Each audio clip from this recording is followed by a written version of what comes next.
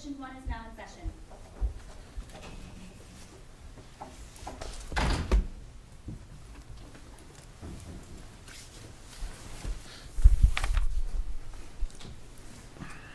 Please be seated. This is the time set for oral argument in our case number 1, CV140757, Coughlin v. State of Arizona. Each side has been allocated 20 minutes for oral argument. Appellants, if you desire to well, you know the drill, but if you desire to retain any time for rebuttal, you may do so. There's a clock in the podium that will tell you how much time you have left, including your rebuttal. So if it says 5 minutes, that includes your rebuttal time. You have to manage your own time. To assist counsel, you should be aware that we have reviewed the briefs, cases, the record, and conference this matter. And so we're relatively familiar with the facts. While you've got 20 minutes per side, if you're done speaking and we don't have any further questions, there's no need to try to use up the 20 minutes. You can just sit down and tell us you're done. Finally, you should be aware that we are there will be an audio recording of the argument and maybe a video recording. I'm not sure in this courtroom whether the video is working. So when you first approach the bench, the podium, please clearly state your name and who you're representing. With that, counsel for the appellants. Good morning, Your Honors, and may it please the court. Nice to see everyone this morning. My name is Scott Boehm. I'm appellate counsel for plaintiff Megan Coughlin in her wrongful death case against the state. The issue that we're here on today, I think we're all in agreement, is a pure question of Arizona law resolved summarily below, so it's a de novo standard of review. And generally speaking, the issue is, does plaintiff's notice of claim on behalf of the beneficiaries satisfy some certain requirement of the notice of claim statute 12-82101? Counsel, let me make sure I understand.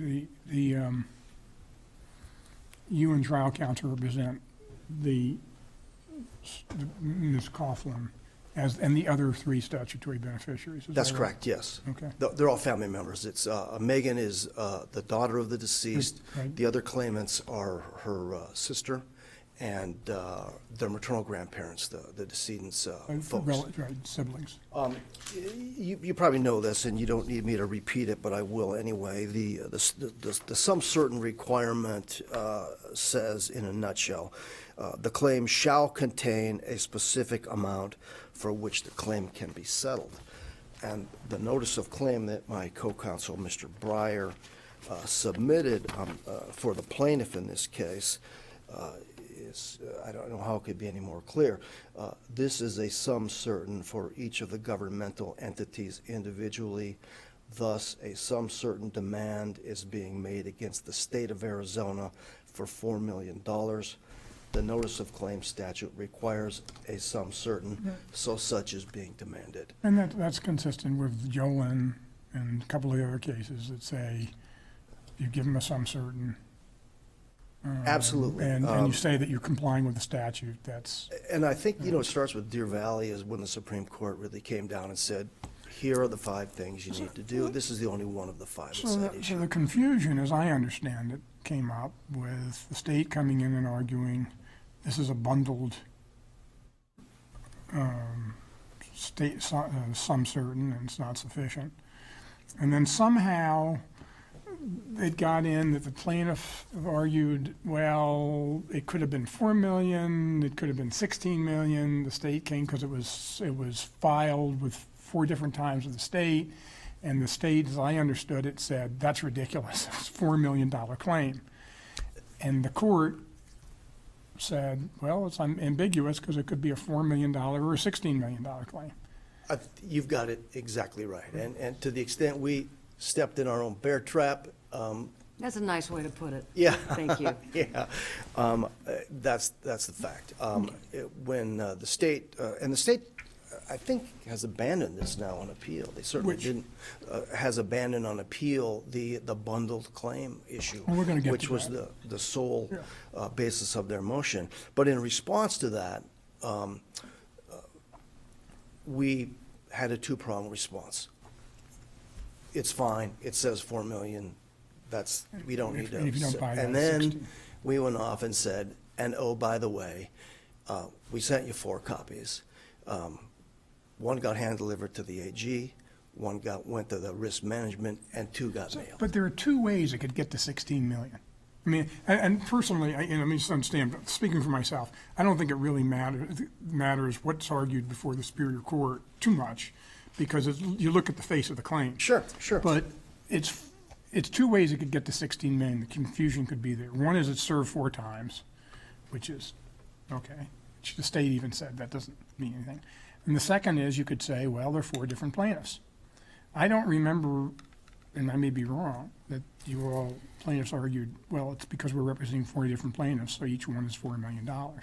They just said it was served 4 times, and they said that doesn't make it a $16 million claim. It could be, but it doesn't make it because generally you serve as many people as you can, so you don't get caught in the usual problem, a usual problem with the notice of claim, which is I served the wrong person. Or we didn't get it. We had the Lee case. I was up here, I don't know, 7 or 8 years ago. But yeah, you're right. It's kind of like Judge Swan speaks at seminars, and he always says, when you file a notice of appeal, file early and often. And kind of the same thing with notices of claim, because the downside is off a cliff if you don't get it done right. So you, I think And I I think called that was it belts and explained to the judge. suspenders. Yes. The state, it's exactly what you said, Judge, is the state's position in the trial court, that the idea that there was 4 separate claims is, they said that position would be mistaken, and then they said no rational argument could be to that effect. I agree with that. I didn't mention it in my answering brief. I've been coming here a long time, more years than probably any of us would like to imagine. I think it would be insulting to the court to suggest that 4 copies of the same notice of claim would constitute 4 separate claims. I think more importantly, not only did the state say that that would be a mistaken position and irrational, but they didn't come up with the idea that they have on appeal now, which is essentially saying, well, maybe it was 4, maybe it was 16. They didn't come up with that idea until their answering brief. That was not argued in their motion to dismiss or in their reply. And the reply is where they said it was irrational to make that claim. Now, of course, they're making it. But I think the significance of Well, this, let go me ahead, make sure I Judge. understand, because I think it's fair to say there's a lot of flipping and flopping going on here. Yes, ma'am. Okay. In the trial court, the state moved to dismiss on the bundling issue. Correct. Then the plaintiffs argued, well, bundling, there isn't a bundling problem, but actually the first argument was, well, if there is a problem, we have these, it's delivered 4 letters, 4 different locations, thus not a problem. Then in the reply brief, the state said that argument is just not without any merit, and then they continue to argue bundling. So the argument that there was any ambiguity is not something the state raised, the judge raised it. That's correct. So it And- came from the And judge. frankly, the state was right. Right, That's, okay. which So is the why state I was didn't right. bring it up. Okay. Let me go to the bundling issue then. There's no question in my mind that the letter does state a exact dollar amount. But in my mind, that's not dispositive, because the question is, did it need to state that exact dollar amount for each individual statutory beneficiary?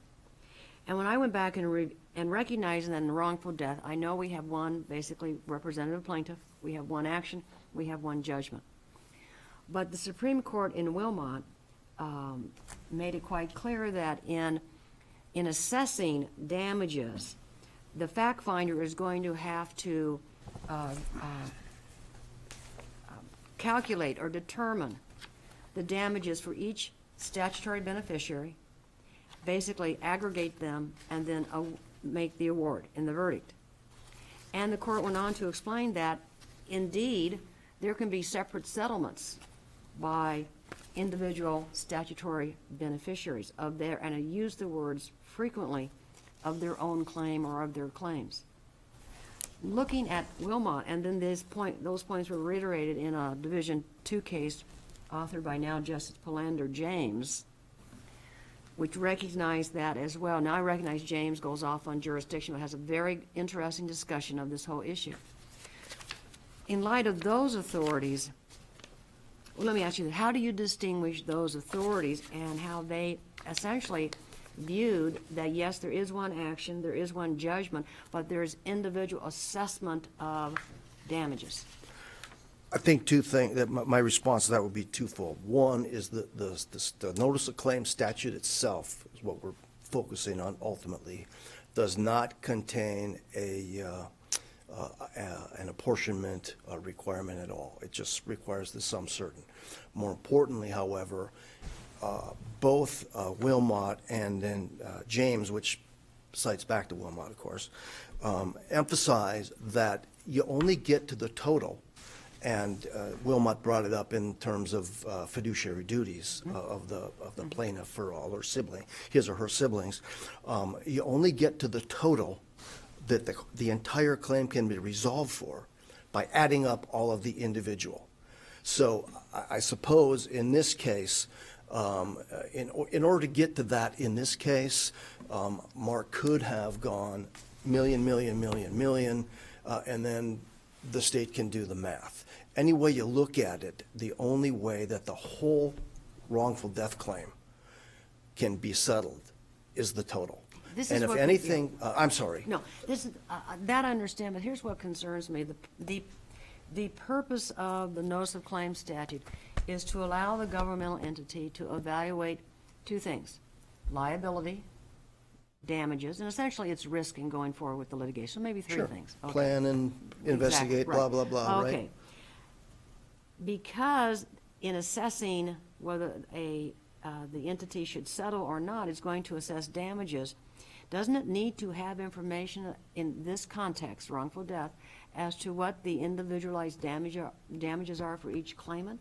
Because it may say, for example, in a situation where the decedent leaves young children, their damages might well be different from the situation where the decedent left adult brothers and sisters that are estranged. So you could see where there could be a variety of damages within one, perhaps one family. Sure. So wouldn't the state need some identification and itemization of the damages for each of the claimant to make a reasoned assessment of whether it should settle or not settle? No, because the reason for that is that they can't settle the whole claim unless they pay everybody off. But in And they're not- Wilmot, the court specifically discussed that there could be potential for separate settlements.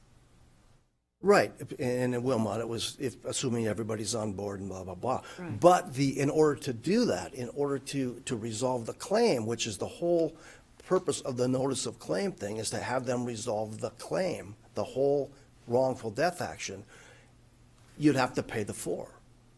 And whether they paid the two girls or the two daughters more, and probably that's what would happen, frankly.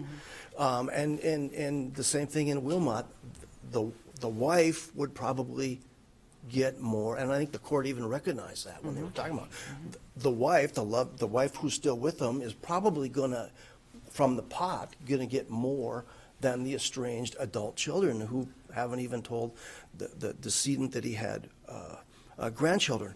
But ultimately, the wrongful death claim itself, which is the claim that they're making here, can't be resolved, settled, planned for, unless you give them a total number. And that's where the apportionment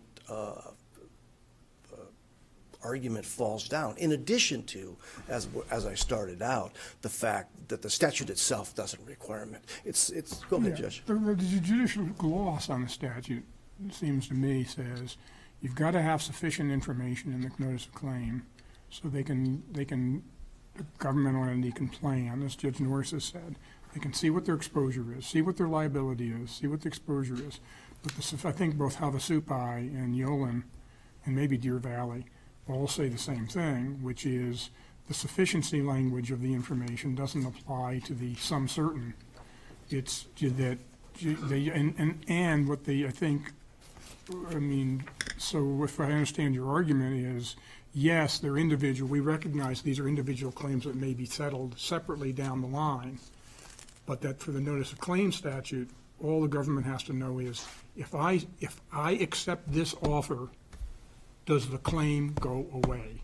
And the answer, and you're saying that's why you don't need to allocate. Right, you understand my argument exactly. Okay. But do we have to reach that? I don't think you do. I don't think you get, to be honest with you, I think I could have sat down after my first 30 seconds. I think the question under Deer Valley is, did you state a specific sum for which the wrongful death action Well, can be settled? Yes. That wasn't the tenor of my intent of my question. Do we have to reach the issue of bundling and unbundling, since it's not addressed in the answering brief? No, I don't think you do. I think that's waived. And I don't want to take more credit than I'm due here, but I thought I made a pretty good argument of why that was baloney. And I thought, well, maybe the state's conceding on that. Maybe they intentionally didn't raise it, and they went back to what the trial court judge here.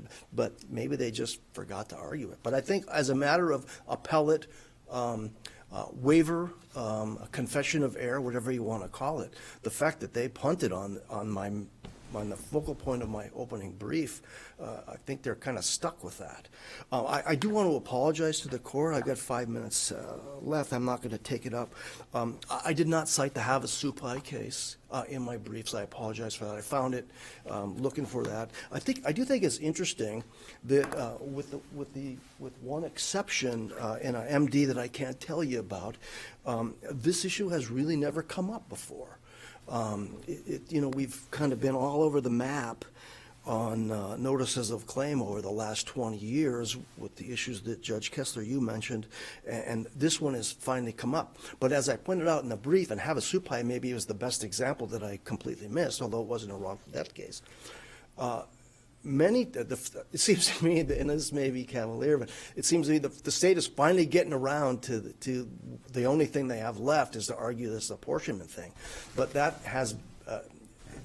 would have been at issue in Havasupai. They made the $50 million demand for basically the whole tribe. Yeah, it's Havasupai, I think, is, in all honesty, is close.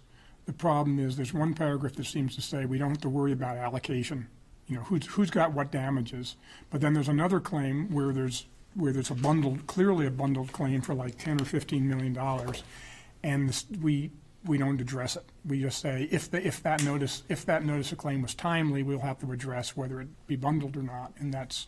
Right, and then it goes off on the Rule 68, which in the Bacchus case, Bacchus v. State, it was a wrongful death claim. Right. It was a $2 million demand for 7 beneficiaries. The Jones case. Bacchus didn't address the bundling, right? No. That's why I'm surprised that this situation has been before, but except for the non-existent MD, no one's raised this before. That's why I said it seems to me they finally got around to raising this issue. In my 3 minutes, I'll use 30 seconds before I sit down. I made at the very end an argument of prospective application. So, my guy relied on Deer Valley and Yolen, and this is what you need to do, and he pretty much tracked the language. So, if you say you have to apportion going forward, please make it going forward. Right. Thank you very much. Question? No. Thank you.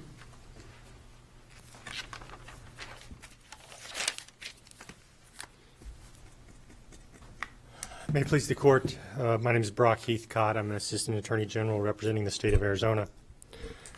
This is a fairly simple case on appeal. In the opening brief, the appellant did not even raise the issue that the court decided the case on. The court decided it on 2 grounds. page 1 of its minute entry talks about the ambiguity because of the 4 notices and this and that. Then page 2 discusses the bundling issue. Okay, so it had 2 rulings. It had 2 reasons for its decision to dismiss the action. The opening brief clearly raises, it could not be any clearer about bundling. And the answering brief only goes into this ambiguity argument, which wasn't in the state's reply, and indeed, the state backed away from it. I guess what troubles me here is the state did not address the issue that was raised in the opening brief. And so why haven't you waived that? Why haven't you conceded error? Why isn't this a confession of error case? The issue that we determined the case was decided on was ambiguity. Well, let's assume that we don't agree, because I really don't agree. I read that minute order really carefully.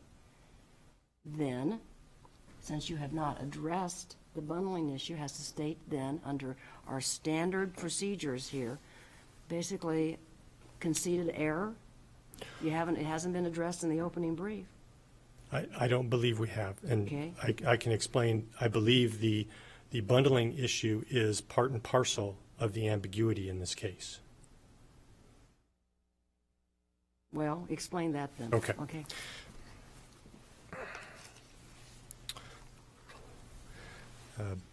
The ambiguity derives from 2 things, and I'll go back, and since we discussed the facts of what happened during the arguments, I'll discuss that a little bit. Counsel for the state clearly believed, when he filed his motion, that this was a demand for $4 million. And so in the motion, he suggested that it doesn't break out who that $4 million goes to. That's the bundling That's argument. the bundling issue. And then in response, the plaintiff's counsel said, well, it could be 4 claims for $4 million each. Yes, but in fairness, they said it's a claim for $4 million. They said, we think it's a claim for $4 million, but if you agree with the bundling argument, then it could be a claim for 4 claims of $4 million. Yeah, so it was in the alternative. Well, okay. But even if it's in the alternative, it's a suggestion of a possibility. And that possibility that it could be a $16 million claim as opposed to a $4 million claim is the ambiguity that the court But found. the ambiguity is after the fact. The issue here is whether when the state, for ambiguity in my view, when the state received the notice, was that notice at that time ambiguous? The state did not respond. The notice then essentially lapsed. The plaintiffs sue.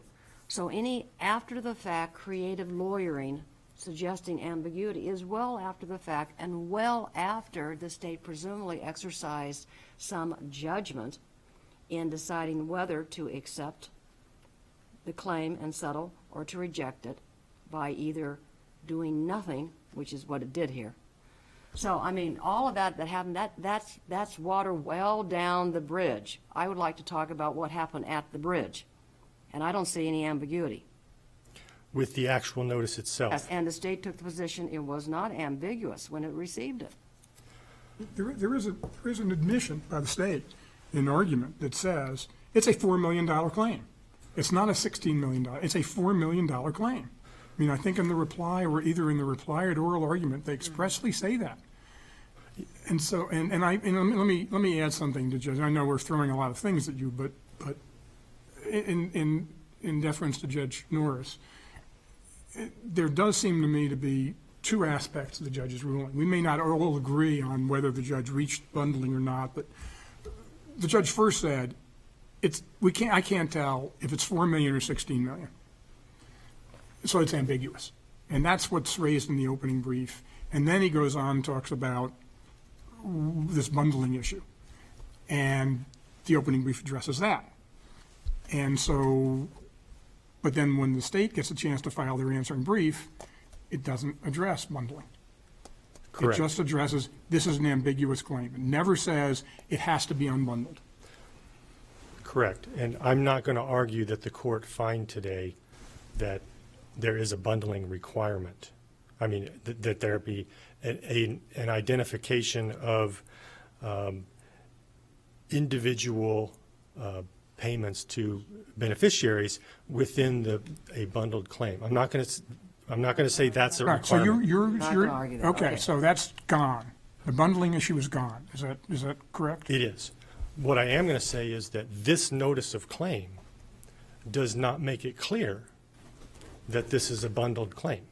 And that's the ambiguity on which Judge Starr ruled. And I can draw as a distinction the cases cited by the appellant in support of the idea that a bundled claim is acceptable. But you're not arguing bundling. I know, but the cases cited by the appellant in support of their claim that you can bundle, their contention you can bundle a claim, which I agree with, you can bundle a claim. You agree with they can bundle a claim? You can bundle a claim. But you must make it clear that this is a bundled claim. And in the Backus case and the Jones case, the notices of claim in those cases, it was very clear that they were bundling the claim. In this one, it's not clear. I don't, forgive me, but looking at that notice, I don't see how then, given those concessions, it could be any clearer. You have 4 statutory beneficiaries. It says very clearly, they will settle for, well, I don't know if it says they will, but anyway, settles for $4 million for the whole thing. Where are you getting the ambiguity? But you hit exactly on the point. It doesn't say they will settle. Well, you know what? I drive to work every day. And I rely on the red light to be red and the green light to be green so that I go safely. At some point, we have to rely on the literal language of the literal meaning of the English language. Where is there ambiguity in that notice of claim? Point me to it. Page 3 of the Okay. notice of claim, the first paragraph under Roman numeral 3, amount of claim. Okay? It says, this is a sum certain for each of the governmental entities. Right? It doesn't say it's a sum certain for each of the individual claimants. This is a sum certain demand is being made against the state of Arizona for $4 million. And let me distinguish. Okay. Let me distinguish between the Backus case and the Jones case, which he cites as support. In Backus, the notice of claim read, I have been given authority by the statutory beneficiaries of Ms. Johnson to resolve this matter in the amount of $2 million. That's clearly a claim on behalf of the statutory beneficiaries, all of them. In the Jones case, it reads, I will advise Mr. and Mrs. Jones to settle their claim against Cochise County, blah, blah, blah, for $1 million. Counsel, It's clear that, The first page of the notice says claimants, Janice M. LaPointe, Vincent R. LaPointe, Megan Coughlin, and Elisa Coughlin. The third page says, or the second page says, this is a sum certain for each of the governmental entities individually. A sum certain demand is being made against the state of Arizona for $4 million. This, and then it goes on to say, this is a fair and value of the claim, and it meets the sum certain settlement requirement. How is it ambiguous if the letter says, I represent all 4 claimants, and the sum certain that we need to give you is $4 million? How is that? I mean, if the state, Yolen we talk about, is there an offer, is there an acceptance? If the state had wanted to buy into the $4 million, I don't think there could be anything clearer in that letter that says, we're going to settle the entire claim. I represent all, and they're bound. Yolen points out that the claimants are bound by what their attorney did. Standard black letter law. And the attorney comes forward and says, $4 million. How is that ambiguous? As far as whether it's 4 for each or the claim's gone. If it had been $100,000, maybe the state would have jumped at it. And then suddenly, they would be both parties would be bound. So how doesn't it meet the statute? How's it ambiguous? well, so Yolen requires that the amount, the state be able to completely satisfy its liability. If the state had come forward with $4 million, counsel for the plaintiff has argued that that may not even be what they were requesting. That's after the fact ambiguity. Let's talk about this notice of claim. Roman numeral 3, amount of claim, sum certain, $4 million. Next sentence, the notice of claim statute requires sum certain, so such is being demanded. However, by the time this case would go to trial, or get to trial, many of the unknown, including the full extent of the harms and losses suffered by the claimants, would be known. And that paragraph goes on to talk about the claimants and the plaintiffs. I don't see how there could be any reasonable interpretation of the notice of claim that somehow it is ambiguous or confusing as to what was being demanded by all 4 of these claimants that you have now agreed can exist or function as a group. It was a group demand. The letter is phrased as a group demand. I see no ambiguity on it, and if that's the best you've got, unless there's something else in this letter that you want to point me to, I'm just really struggling to understand how this can be ambiguous. Well, that is the ambiguity. The ambiguity is that it's not stated who the $4 million is for. So there has to be magic language such as, not only do we ask for $4 million, but in case it's not clear, on behalf of all of our clients, all four of them, we want one payment of $4 million. There has to be that level of specificity? I know you don't want to talk about what happened afterwards, but given that there was this... No, let's not talk about that. Let's talk about this letter when the state received it, okay? Okay. Yes, there should be that specificity. And the best case you have supporting that point is what? Deer Valley. Deer Valley, okay. Okay.